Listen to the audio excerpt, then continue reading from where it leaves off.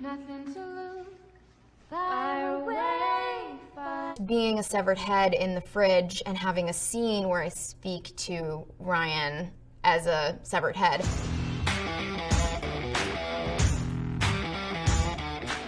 What do you think I should do? I think it's time to see if the cat knows what he's talking about. She's right.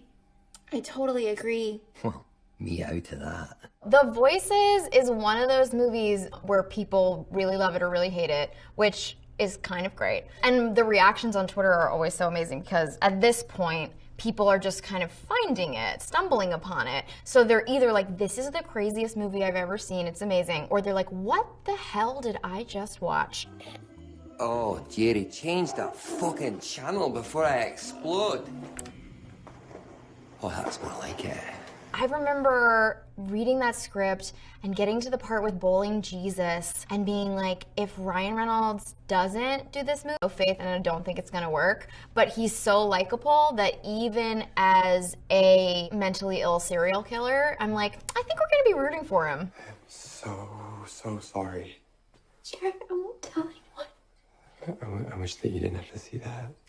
And I really, really wanted to work with Marjane because Persepolis is one of my favorite films of all time. She's just so dark and funny, and that comes across in Persepolis and very much in The Voices. I remember meeting her over Skype, spending like half an hour making sure that I had like my best angle. I like put the computer up on books so it wasn't like a weird low angle. Brought all these lamps over to make sure it was well lit and stuff because I just wanted to like charm the pants off of her. Pretty crafty of me, actually.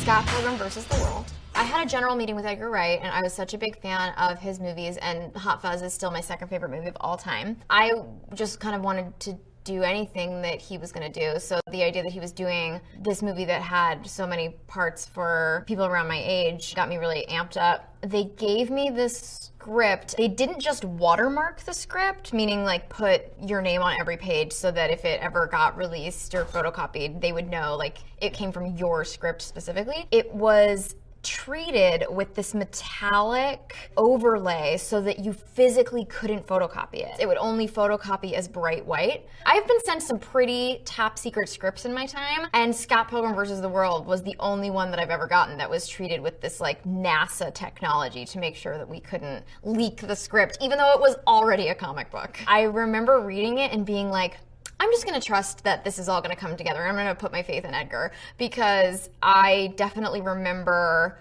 being like, this is a little out there. Something like Kieran Culkin opening the door, saying Scott's not home right now, and Michael Cera jumping through the window. He just left. It's just one of those visual gags that's hard to put on paper. I definitely remember my first reaction being, I have no idea what this movie is gonna be, but obviously like I just had to trust the process.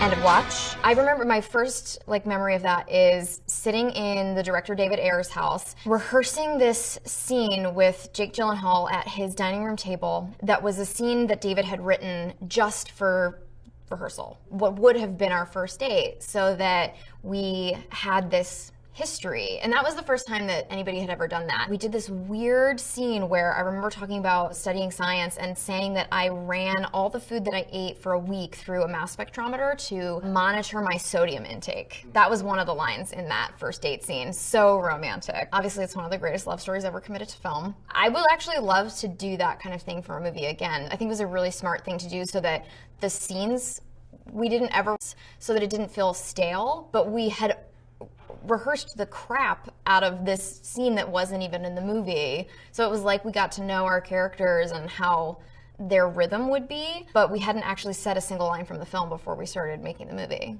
The way that we filmed that movie, we had cameras rolling all the time, and if there wasn't a camera rolling, somebody would pick up a handheld camera because it was a found footage movie. So there was a point where Jake and I were walking to craft services, which is the snack table, and we were like, oh, there's no cameras. Oh, we don't have to be like pretending to be in love and holding hands. Pitch Perfect was a script where I met with the director after reading it, and I remember really pushing the idea that it was never gonna work if Becca was supposed to be like the girl with the dragon tattoo, like so cool and so badass, because she just isn't. And also, I don't think I could play the ultimate badass. I remember them putting the tattoos on me and going like, Brittany Snow has more tattoos than this in real life. This isn't that scandalous or badass. So I definitely kind of wanted to lean into the idea that she thinks she's kind of a badass and a lone wolf, but she like really needs family and community, and that's why she kind of falls in love with all the girls in the Bellas.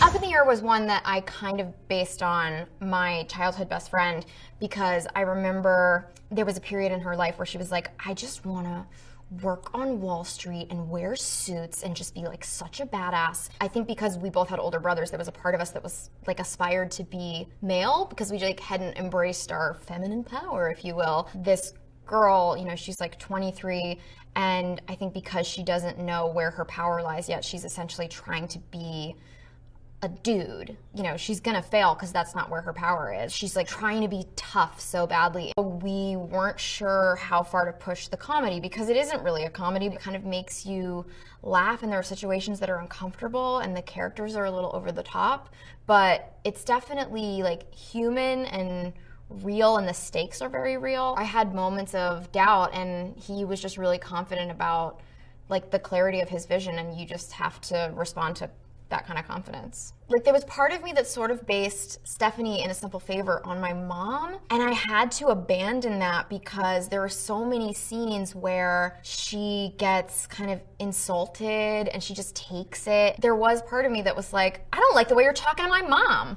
So I had to like jettison that. My mom is a very sunny, positive person, but she will rip your head off if you push her too hard. So I also just didn't believe that you could talk to my mom that way.